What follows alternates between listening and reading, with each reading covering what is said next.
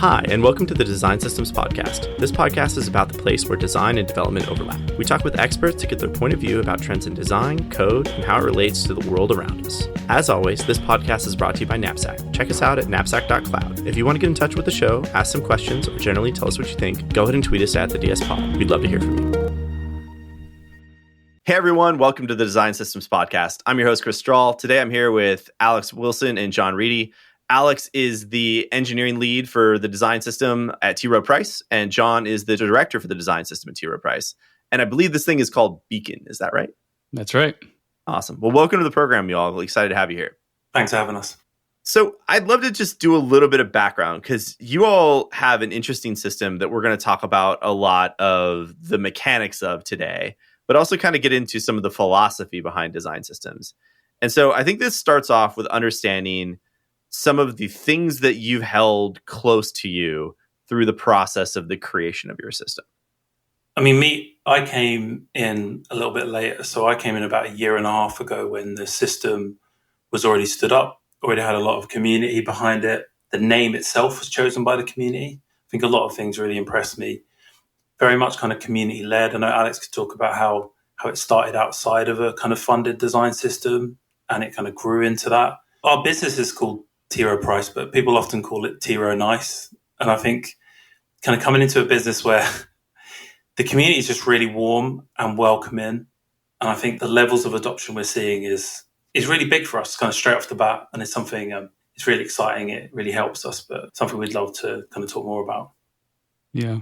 And so when Beacon officially started, or even before Beacon, it was called a project called InnerSource. And InnerSource was just exactly that. It was inner-sourced development, not even bringing in design at that point to build a UI kit. That UI kit we knew that we needed across the board because we were inconsistently building these UI kits. And the developers and even engineering management above that, they recognized that issue. And so we started getting together, thinking about what we actually wanted out of a design system, which brought in this large amount of adoption and also kind of unified and community-driven ownership of such a system. So that way, when it came time to actually talk about, well, we actually need to include design as a part of this, so it goes beyond a UI kit into a design system, we already had the technical buy-in and designers saw the same need on the design side. So it wasn't a hard sell across the board. Then we actually had to get management on board. So we ended up testing out this UI kit and some of the design assets that the designers were creating and showing how that could be used across different teams. Once we had that, we started putting in patterns. And when we started getting to the pattern level, you asked the question of what did you want in your control? It was that level of standards. We're just making sure that once we knew that we had the system that we wanted to create, what standards did we want to put in place to make sure that system was successful? That's, I think, brings us into where we are now. So tell me about that inclusion of designers that also happened, where you went from something that was largely represented as an engineering project to something that was innately much more cross-discipline. Yeah, so after we had begun development on that UI kit, we reached out to our design partners and said, hey, do you have something similar? We'd love to partner on this. And they started doing a ton of research into all of the components that we had across all of our domains to try to get a better understanding of what needed to be designed, what needed to be built, what needed to be brought into the system, what needs we had. But at that point, they didn't have the designs to hand off to us. So it was a little bit split for a period of time until we actually came together as one Beacon design system. At the point that we came together, that was when the design system actually started. But it started with a conversation, and they had budget to do the research and come up with those initial designs, and we were able to pull it together after that. Interesting. So your idea of moving to patterns, like what was the goal for all of this fundamentally? Was this about an efficiency side of things? Was this about like more consistency across teams? Was it like any number of these things? What was really the driving force behind this? Well, early on, it was efficiency and consistency, but we've seen a lot more benefits than that. And John, I think maybe from your lens, would you want to share on that?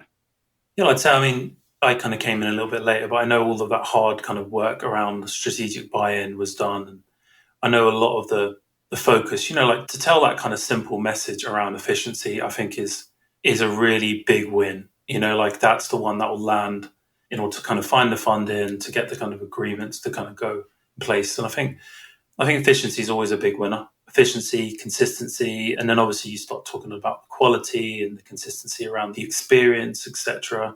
But I think it really, really was that. I mean, I remember seeing lots of amazing kind of decks around, moving from 50 buttons to one button, and having those kind of conversations really resonated with leadership.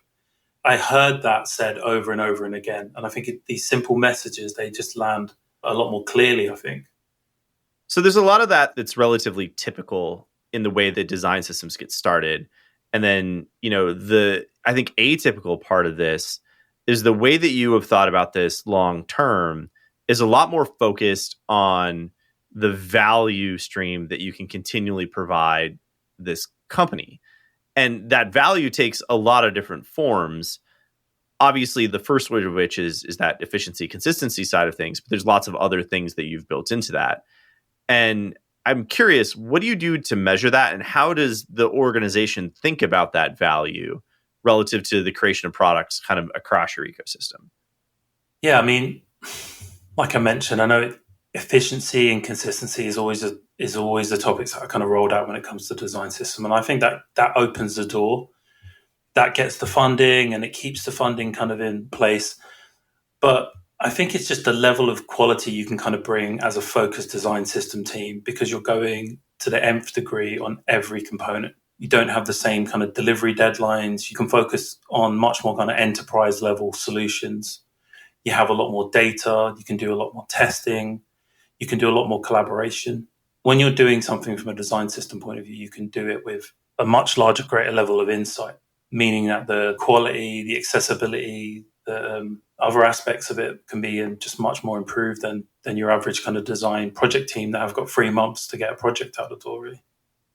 Yeah, and how do you show that? Do you show that through a set of metrics or measurements? Like, what does that showcasing of that value look like? And I assume that probably takes a couple of different forms. I assume there's probably some that are qualitative, some that are quantitative, but I'm really curious how you continually prove that value.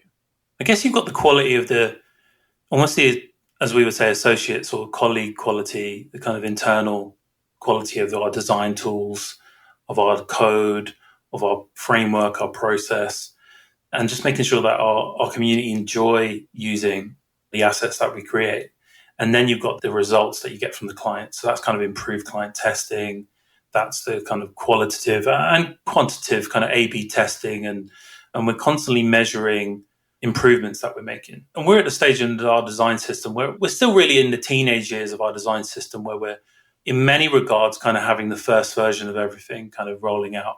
But we're already in the second version in a lot of our kind of major components. We're kind of moving into that, like our primary navigation or our masthead at the top. We've just moved into our second major version of that. So we've taken a lot of our learnings and findings for the last 6 months of the previous version, and we are improving on that. So we found that as a really kind of really important milestone. Moving from that first version into that second version shows how you can really assess and optimize what you've created.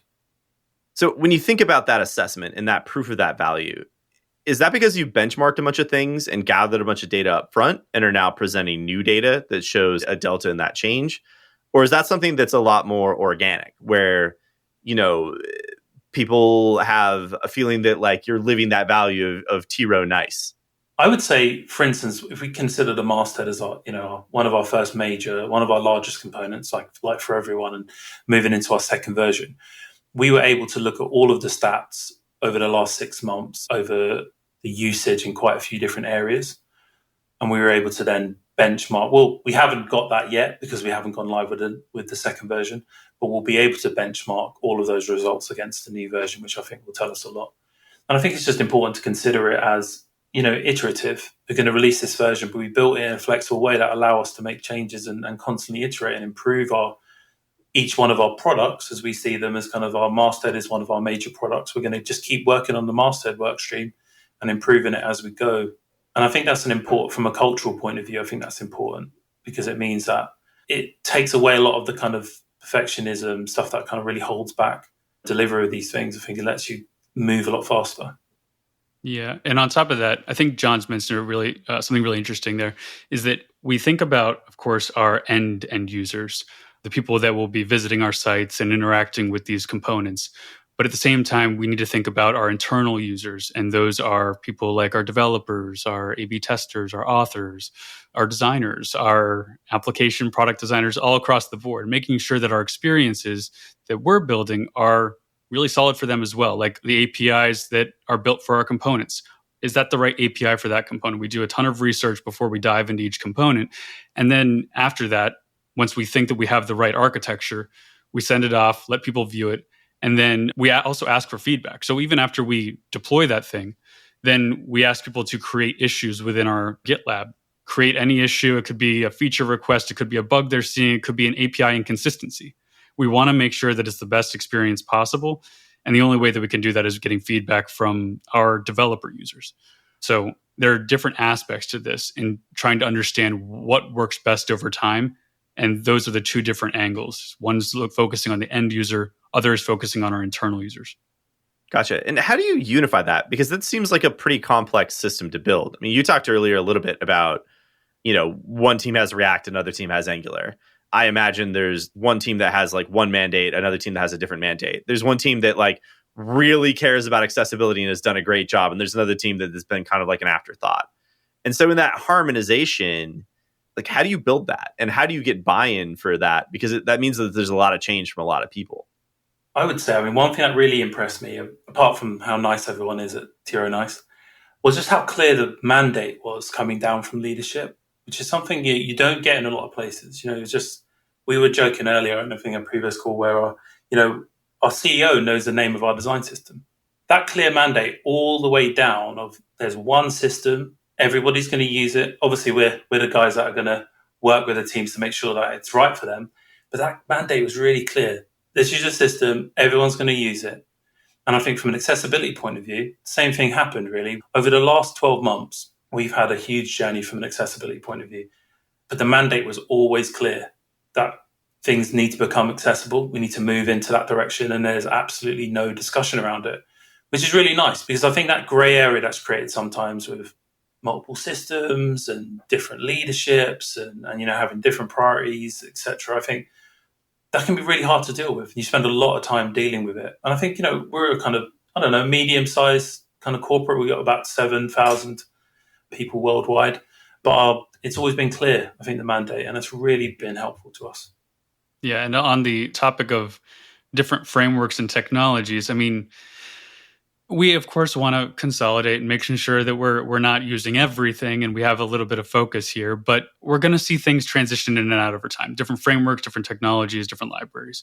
And so, we have teams using Angular, we have teams using React, and we've got legacy systems that we need to support. In order to support those things, we've chosen to really drive forward our system using web standards, like a web standards first approach, where we first look at what specs are available. We don't look at third-party libraries first, and we only look for third-party libraries when we know that we have a large need that would make sense for us to use someone else's code for.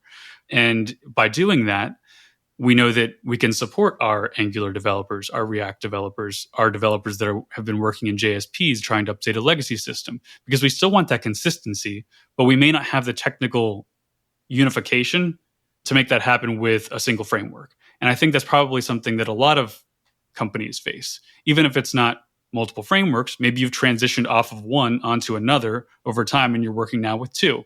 In those cases, you still need to support both. And so that's just another layer to this that needs to be considered. And I think it's worth mentioning, Alex, that I think it was probably around this time last year that we were talking about the transition to web components. And I think it was a really brave move to make. Obviously, I was quite new into the business. But you having to have that conversation where you're just standing up, you're just releasing your first set of components, and then you're realizing, or with any kind of thing in the design system, it's such a heavy innovation space. You've got to be really brave to make a big call early on. And that was really, it's nothing to do with me. But that call, I think, was really huge because it meant that we're in the right position now. And I think if we hadn't made that call, if we were still delivering out to multiple technologies, then we'd be really suffering now. So I think that's probably really hard for people when starting any design system.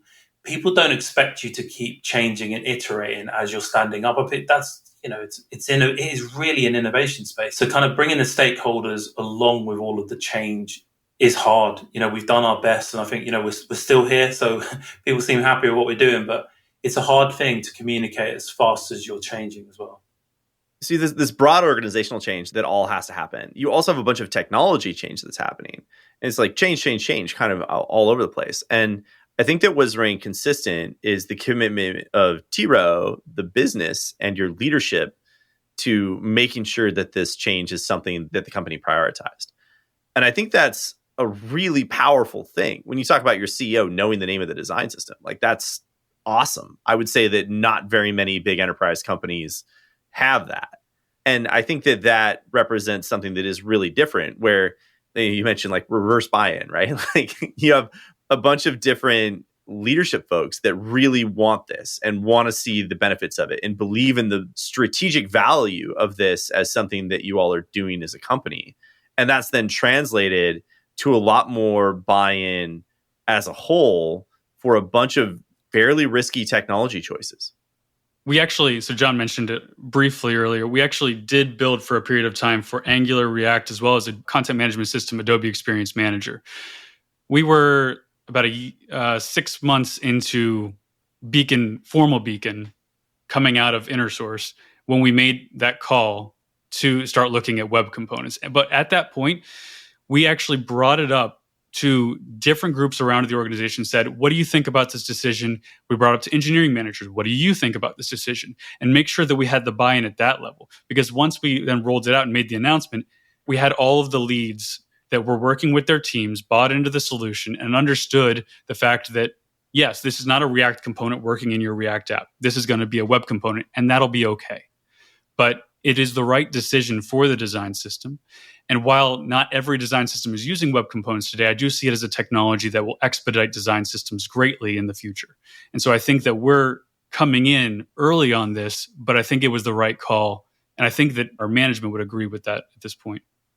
So talk to me then about tooling, because your tools changed over at the same time also, where you had one set of tooling and then, as a rather self-serving question, you all now use Knapsack. So talk to me about that decision to go from a set of tools that, you were working with fairly effectively, but then to consolidate under a single platform. I could start with the Storybook conversation. We were using Storybook for a long while. We still use Storybook at the firm as a whole. And I think it's an extremely useful tool. But what we found were just gaps in the ability to have kind of the editing capability, the design capability to bring that in, have it all on one platform. And John did like a lot of research in that space, as well as a number of other people on our team. So John, is there something you want to chime in on there? Yeah, I mean, kind of coming into T-Rowe, first of all, I was really impressed with the use of Figma because it was used by everybody and it was synonymous at that point with design and development, etc., which is brilliant. But one of the issues is that we had all of our documentation in Figma as well. And straight away, I was like, that's not working. It's hard to keep your documentation in Figma. It's hard, especially for non-designers, to use Figma. You put our big Figma board in front of a PO and they open it up on their Lenovo and it basically shuts the machine down to go and grab lunch, I think, to come back before it all loads. But like that in itself was just inaccessible to large areas. So it's really the documentation thing. So I've had previous experience of building my own design system platforms, and there's pros and cons. I think one of the issues is that you basically need a platform team to go alongside it. So not only do you have a design system team, you now have a platform team. And it's just something that we didn't need that stress. We're a design system team trying to roll out a design system. We don't need that in our lives, basically. I think with this, it's about leaving the platform to the experts and allowing us to focus on what we enjoy most and what we get the most value out of, I think. I 100% agree. And one other thing on that is that if we were to continue down the route that we were on when we were using Storybook as our primary source, we would have to manage all of that documentation as code and have no other ability for the designers to get in there. So they'd be essentially handing everything off to us, and then we'd have to manage it, which would add on to our workload, which is not necessary. I think this speaks to sort of a deeper question of when, especially enterprise teams, are looking at a design system's capability. You have a couple of different roads you can go down, right? There's the idea of, I'm going to build this myself. There's a bunch of talented engineers, a bunch of people that really understand how user experience works. Like, it's totally conceivable that an organization could build everything that they need, more or less, to stand up a design system. It's a lot of work. It's like you said, John, a platform team, a bunch of investment in that. A different kind of investment you can make is building a couple of different tools and figuring out how to glue them together. And then the third side of it is you can look at like an all-in-one sort of SaaS vendor situation, which is kind of what Knapsack is all about, and look at that as like, all right, here's my platform. It's taking care of for me over here. Now my focus is on the content that's in the system. And in that sort of spectrum, you all kind of came down on that platform side, largely because what I heard was you said that the important part was to have the headspace and the focus to be able to do the work on the system. Would you feel like that's a fair representation of kind of that decision process for you? And were there any moments where you were like, maybe we should build this? We got to weigh all the options. I mean, we always weigh the options, but if you think about what we need to do as a design system team, that is not a part of it, is managing the code behind the documentation system. That could be something else. And that doesn't impact our ability to deliver on the design system. So it's something that could be easily split apart and managed separately. So I think that's part of where that decision comes from. And then you can say, well, then do we want a separate team to build and manage that thing longer term? What's the maintenance cost of all that? And that's taken into account. And then there's, of course, everything that you need to work with on the design side and making sure that there's easy ways to edit and update content and that everything can go in the same place and there's no bugs. It's just a lot that we would have to handle on our own. So I think that is an accurate representation. Yeah, I can totally see why teams come into it. You know, we're a design system team. We're building all the components to build the best website in the world.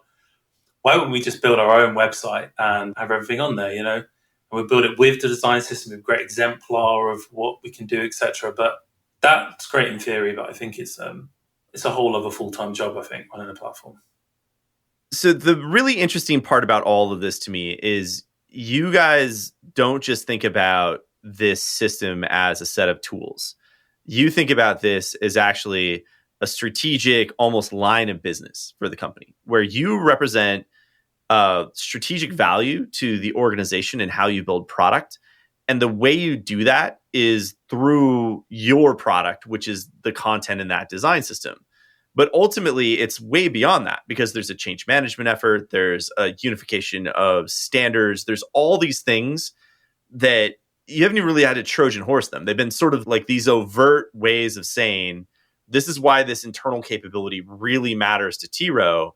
It's not just the result of a bunch of components and patterns and stuff like that. It's all the things that are around that as well. Yeah, it's the cultural aspect of getting people to work together that have never worked together before. Different areas that come together to discuss their issues, come together with solutions. I think often the best way to look at a design system team is as a conduit, sometimes from a conduit of all of an amalgamation of your skills within your business, whether that's development skills, design skills, etc. Because as soon as we start thinking that we know best, we start putting ourselves on a pedestal and separating ourselves from the community, which is exactly where we don't want to be.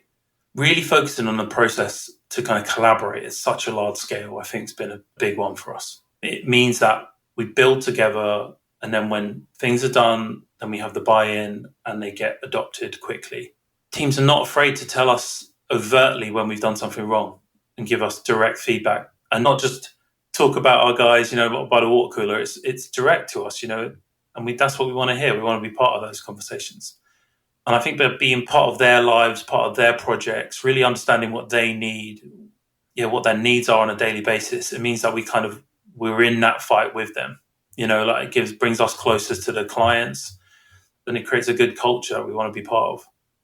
Yeah, we try to provide transparency into what we're building. We've recently launched our inventory, so that way everyone can see where we are with the different features for each of our components across our different asset deliveries. And then also we do massive showcases. So we bring people in from around the community. We have community speakers that say like, oh, we used Beacon, the design system, for XYZ. This is how it looks. This is how it performed. And they talk about that with the rest of the community to kind of showcase how their usage has impacted their business line. And then we also talk about things like the new assets that we're going to be introducing, like the different ways of working that we have in place. I know that Tailwind is a hot topic. Should we introduce utility classes, those types of things? Should those utility classes be driven by design tokens? The things that we're planning for and want feedback on, that's our place to showcase that as well as our existing work. And that brings us really close to the community where we're not hiding anything. This is all out there. Let's work on it together. It's fascinating. When you talk about this, it almost sounds like you started your own little business inside of T-Rowe, right? Where you have the investment that's happening from your leadership and your executives. You have a bunch of users that you're constantly getting feedback from. And then you're publishing things like a roadmap that help them see where this is all headed. And that's all iterating towards product market fit and some like grand expansion of this. I mean, would that be a fair characterization? Yeah. I mean, we boil it down to a 3-step process, really. Step 1 is understanding the needs of our community. Step 2 is coverage of those needs.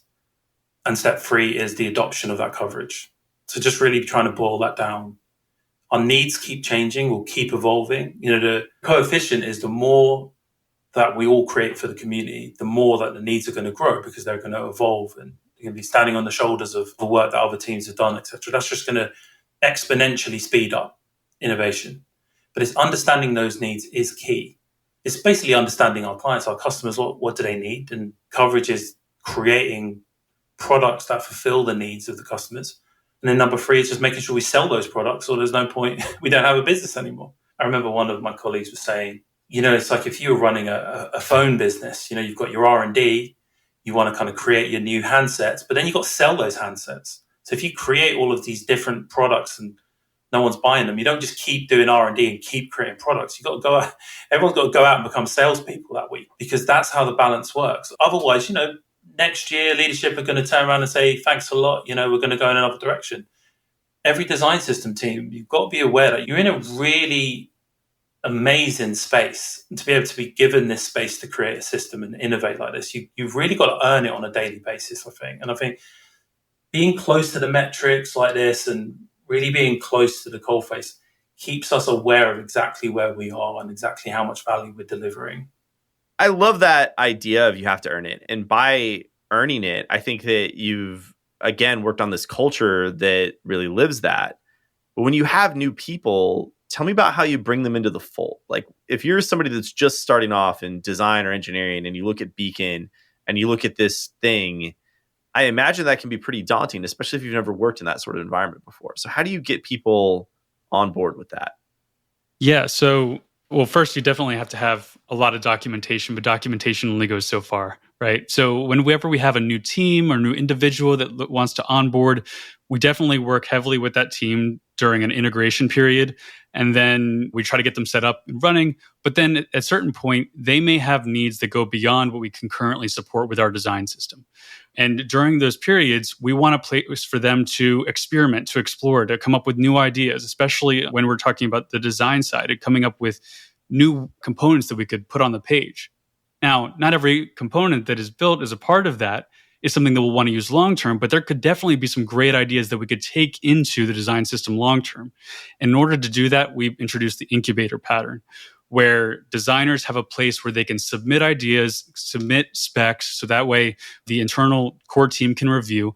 On the technical side, we have an incubator repo where we're going to allow people to contribute components that are signed off from the design incubator into the development incubator, and then other teams can use those components.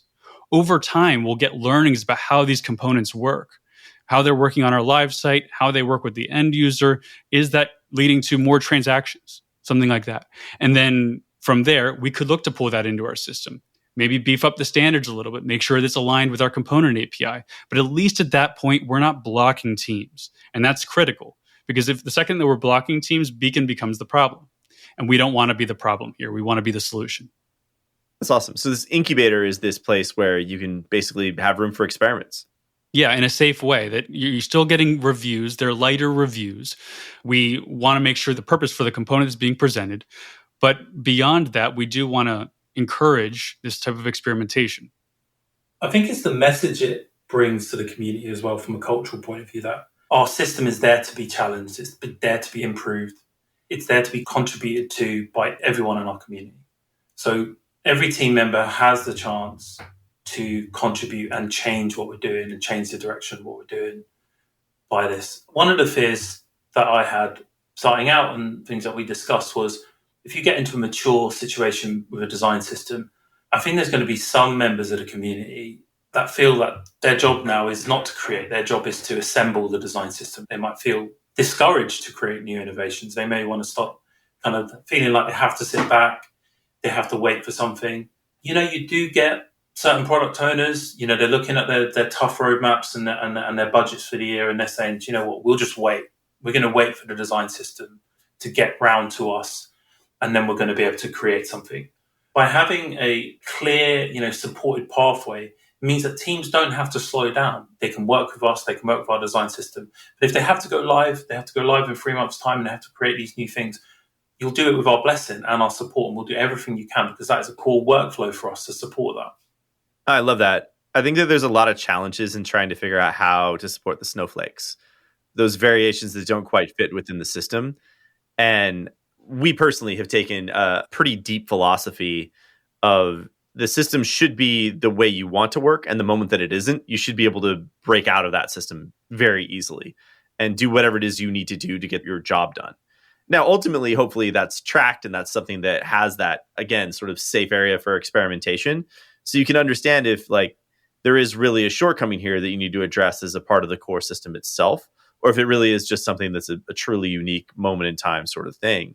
But that ability to create that area for experimentation, for play, for trying stuff out, that's, like you said, I think as much of a cultural icon as it is a real true technical bridge to different solutions. You don't quite know what Snowflake is until after the fact, really. You don't know. We had conversations like, we only want the good things in this incubator. Okay, is this incubator worthy, etc. But you've kind of got to think of it from the other angle as well, from a kind of governance point of view as well, because the incubator isn't just a collection of really nice innovations that can be shared.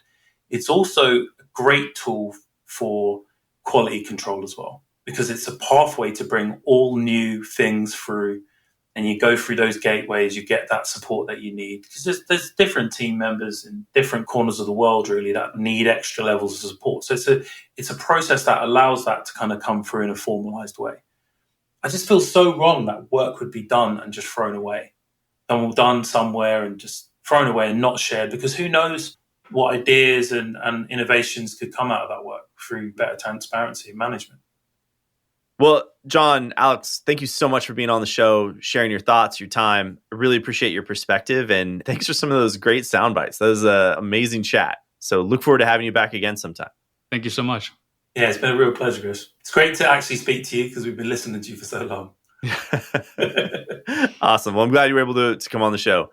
Everyone, this has been an episode of the Design Systems Podcast. Again, I'm your host, Chris Strahl. Have a great day, everyone. That's all for today. This has been another episode of the Design Systems Podcast. Thanks for listening. If you have any questions or a topic you'd like to know more about, find us on Twitter @TheDSPod. We'd love to hear from you with show ideas, recommendations, questions, or comments. As always, this pod is brought to you by Knapsack. You can check us out at knapsack.cloud. Have a great day.